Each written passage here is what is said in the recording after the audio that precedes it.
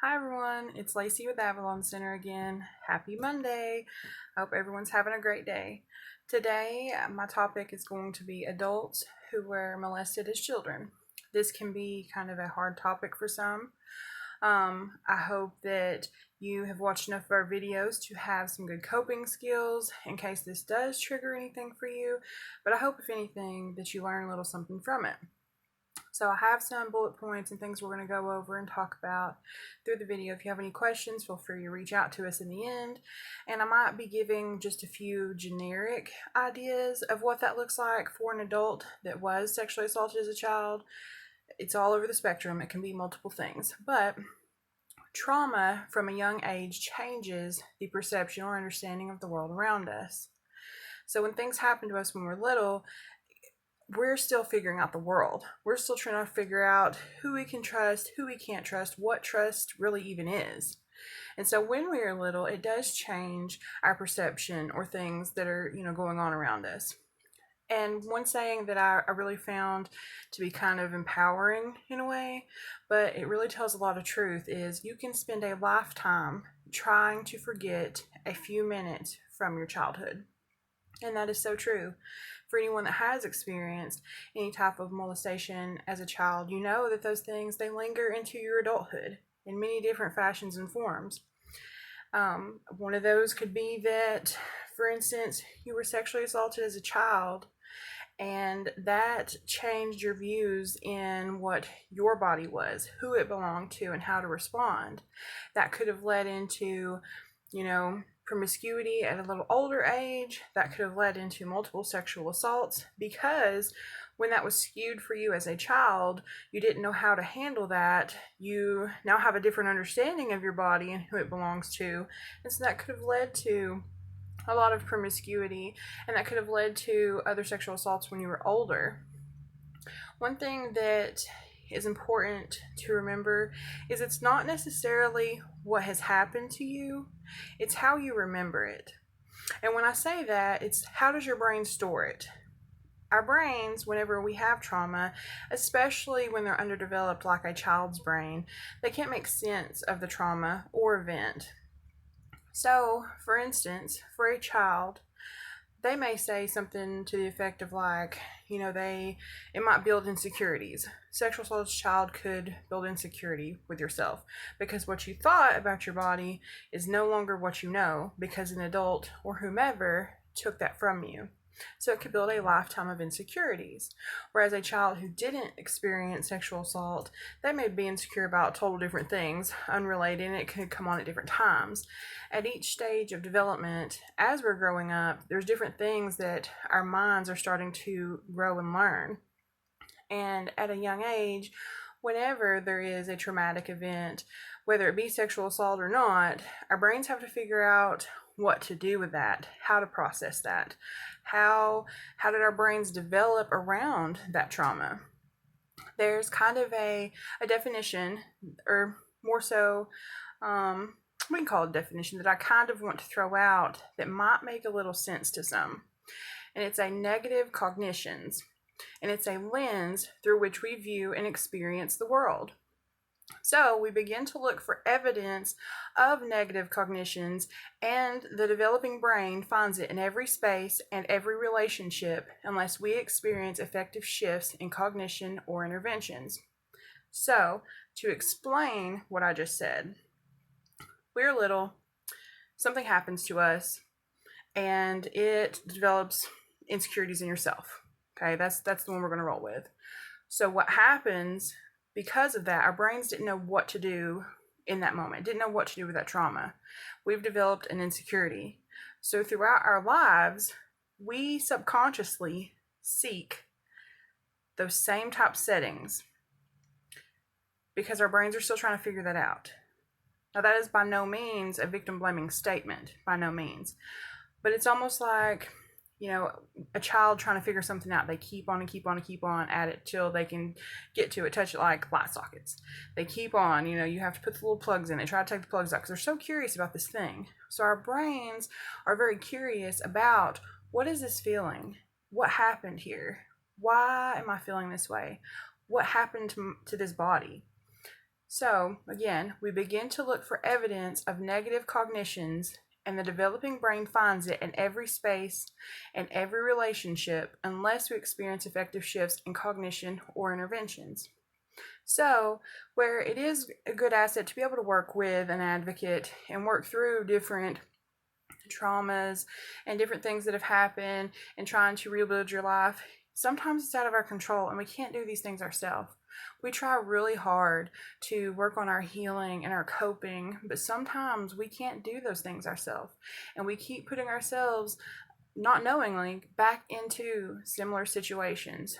Or, in domestic violence, we talk about how abusers are like bloodhounds. They can sniff a victim out. There's certain, insecurities and vulnerabilities that an abuser can detect.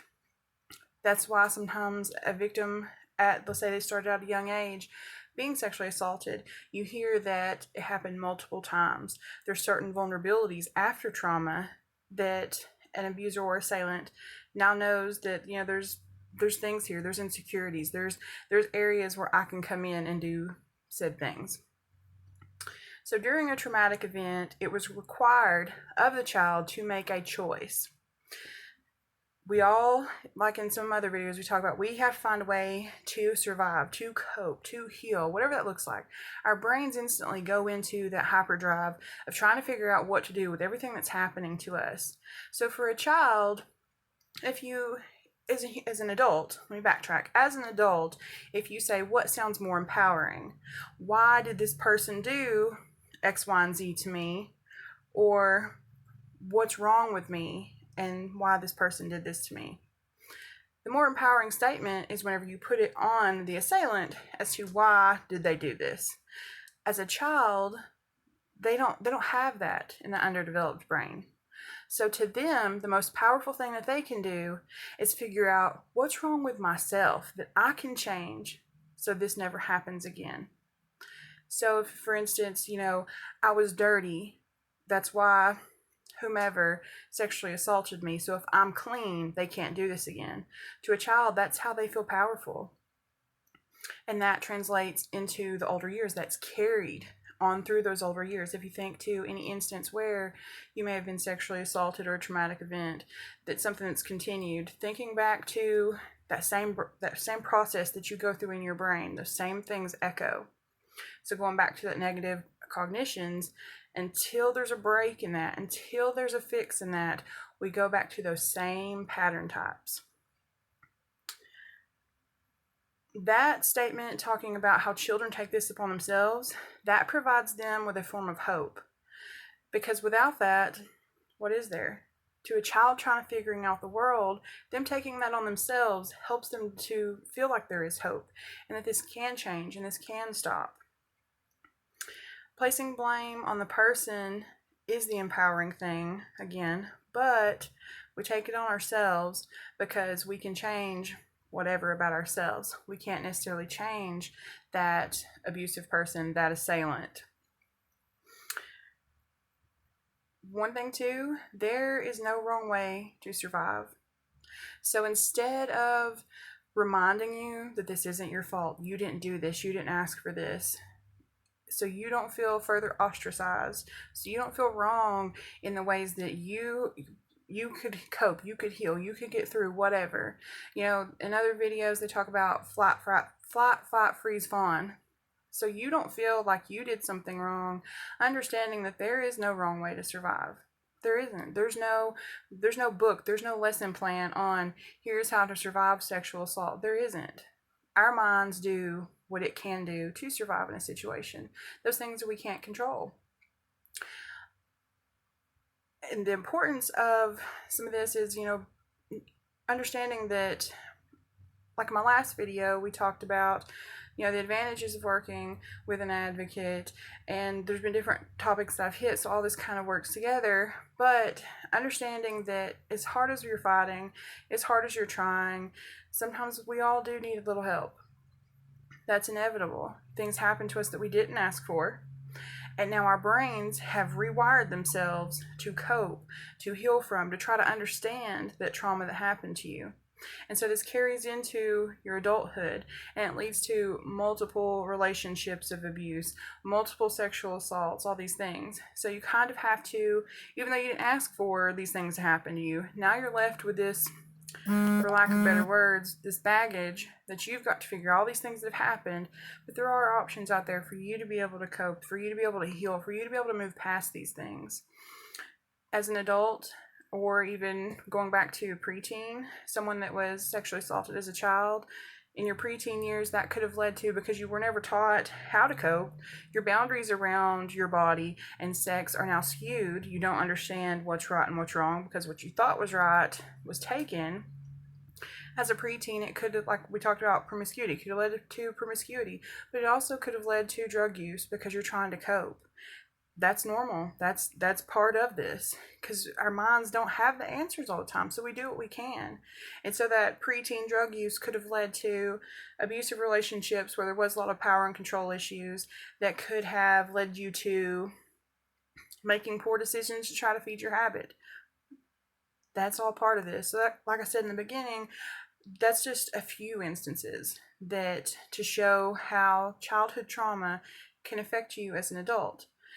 The thing is, there is help out there. We are out there to help. Outside of Avalon, there are other agencies, but we would love to help you. We would love to provide you with resources. We would love to connect you with whatever it is that you need to be able to move past this, so you're not stuck in those situations and those patterns aren't repeating themselves. But that's all I've got for today. I hope that you're able to take something away from this. I hope that some of these things make sense. If you need any questions answered regarding this topic, if you want to further this topic, if you've listened to this and you kind of feel like you're triggered and you kind of need to work with an advocate to figure out how to come down from those things, we're here for you. But I hope everyone has a good day, and thank you for watching.